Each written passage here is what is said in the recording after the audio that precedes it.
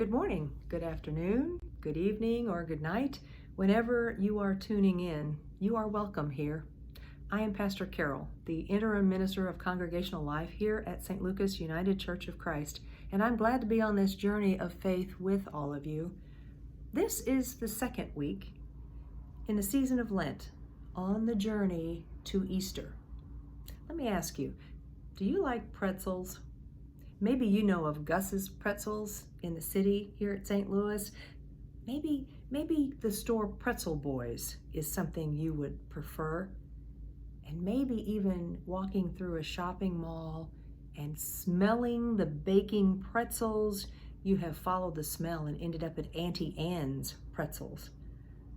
The smell of those pretzels baking.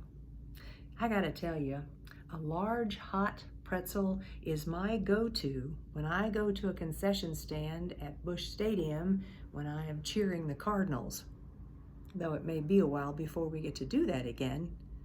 A large hot pretzel. In 1861, Julius Sturgis opened the first commercial pretzel bakery in Lidditz, Pennsylvania. Sturgis Pretzel House, and they're still open daily, baking fresh pretzels in the 200-year-old ovens, offering tours, giving lessons about how to twist your pretzel just so. I got a feeling I'll be making homemade pretzels sometime soon. But you know, pretzels have a longer history than just in our country. Turns out the word pretzel is German.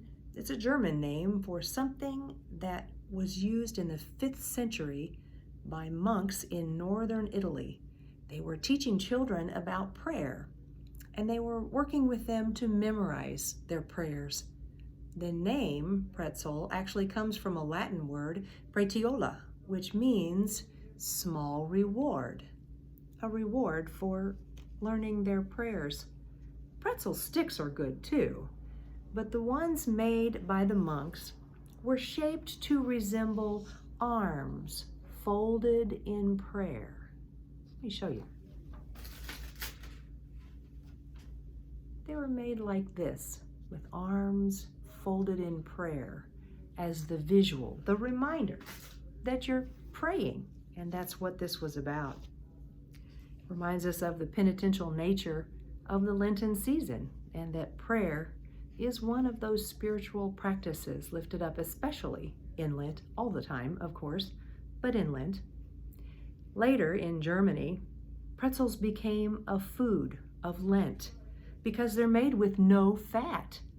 After Fat Tuesday or Shrove Tuesday, in German called Fastnacht, meaning the night before the fast, after that, when you've cleaned out the larders and the pantries of the rich foods and the fat, then pretzels were the food of Lent. They did this as a practice for the season of preparation for the Easter celebration. Giving up rich foods lifts up the focus on Jesus giving up his very life for us. When you enjoy a pretzel shaped like that, remember the prayer.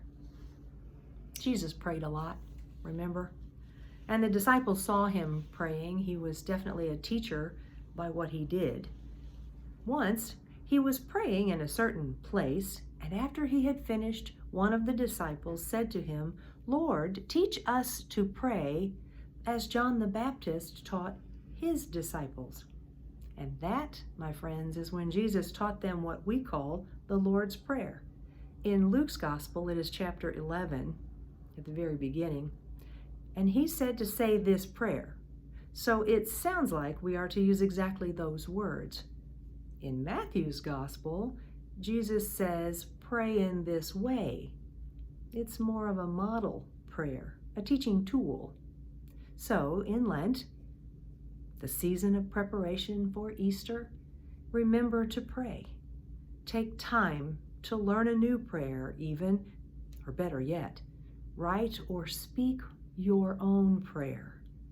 God wants to hear from you, after all. And enjoy a pretzel.